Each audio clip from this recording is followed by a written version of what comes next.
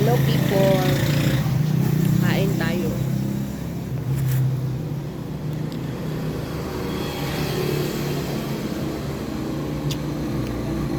I-treat ko na lang yung sarili ko. Alam niyo kung bakit.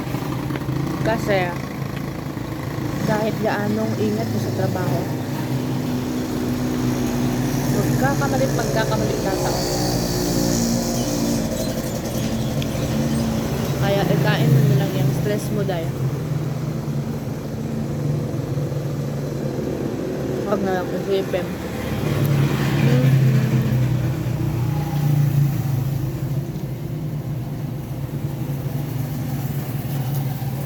Kasi pag iniisip mo pa, mas lalo ka masistress, hindi mo naman makikita.